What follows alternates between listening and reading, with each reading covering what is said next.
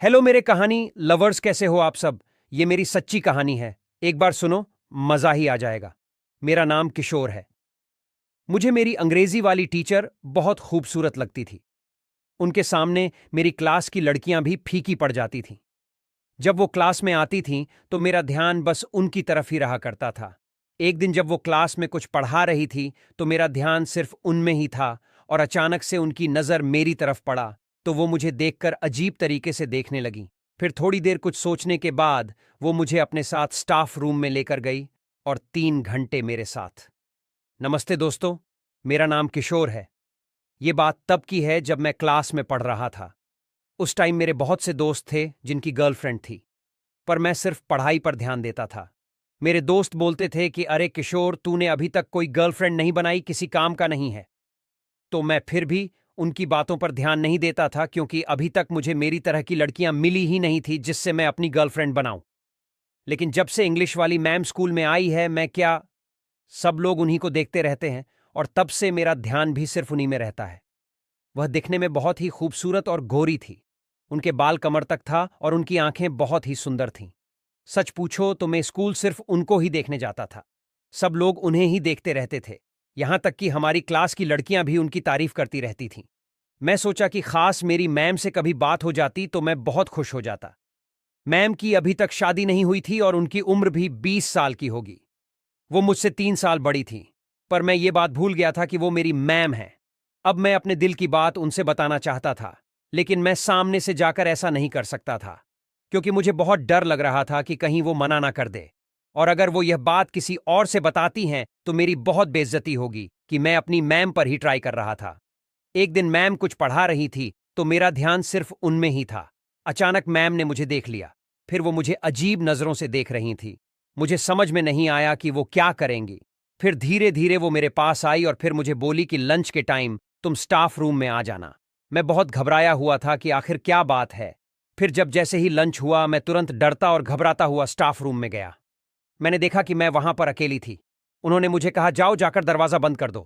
मैं दरवाजा बंद करने जा रहा था। मैंने कहा, वो मैम, दरवाजा क्यों क्यों बंद करना है। मैम ने कहा, देखो, जितना बोलते हैं उतना करो, फिर मैं बताती हूं तुम्हें। मैंने दरवाजा बंद किया। फिर उन्होंने 3 घंटे मेरे साथ बैठकर बातचीत की।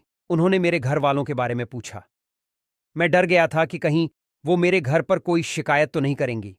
ना तो उन्होंने कसम खाई कि नहीं, मैं तुम्हारे घर वालों को कुछ भी नहीं बताऊंगी। बस तुम अपने घर वालों के बारे में मुझे बताओ कि तुम्हारे घर वाले क्या करते हैं। मैंने बताया कि मेरे पापा एक किसान हैं और मेरी माँ घर पर ही रहती हैं।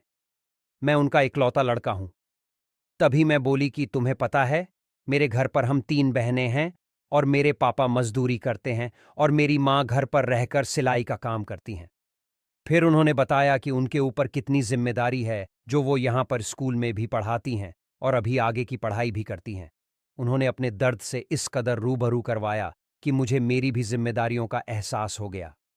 फिर मैम ने मुझे कहा, बेटा, ये सब करने के लिए पूरी उम्र पड़ी है, लेकिन अभी अपने लिए ना सही, अपने घर वालों के लिए कुछ करके दिखाओ जिससे उन्हें तुम पर गर्व महसूस हो।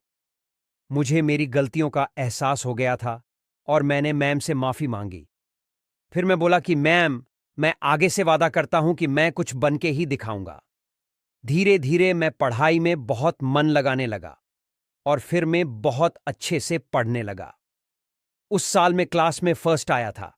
आप सोच सकते हैं कि क्लास में सबसे पीछे बैठने वाला लड़का क्लास में फर्स्ट आ जाए तो लोग कितने आश्चर्य हो जाते हैं। कुछ ऐसा ही हुआ था मेरे साथ। जब मैंने अपनी पूरी पढ़ाई खत्म की, उसके बाद मैं पुलिस की तैयारी किया और आज मैं यूपी पुलिस में दरोगा के पद पर तैनात हूं। दोस्तों, वो कहते हैं ना कि हर कामयाब इंसान के पीछे एक औरत का हाथ होता है, लेकिन वो तो एक जरिया है। वो औरत हमारी माँ भी हो सकती है, हमारी पत्नी भी हो सकती है, या फिर हमारी बहन भी हो सकती है, या फिर हमारी गुरु, हमारी मैम भी हो सकती हैं। वो सब यही चाहती हैं कि हमारे लड़का कुछ कर ले। अगर कोई गर्लफ्रेंड होगी तो वो भी यही चाहेगी कि वो कुछ अच्छा कर लेता, कि आगे शादी विवाह में कोई झंझट ना हो। जब तक आप खुद से कोई मेहनत नहीं करेंगे तब तक कामयाबी आपको नहीं मिलेगी। तो दोस्तों, अपनी सोच अपनी कामयाबी के पीछे लगा दें। तो दोस्तों, कैसी लगी आपको ये छोटी सी प्यारी सी कहानी?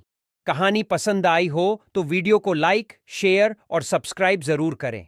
मिलते हैं एक नई कहानी को लेकर, तब तक के लिए आप सबका धन्यवाद।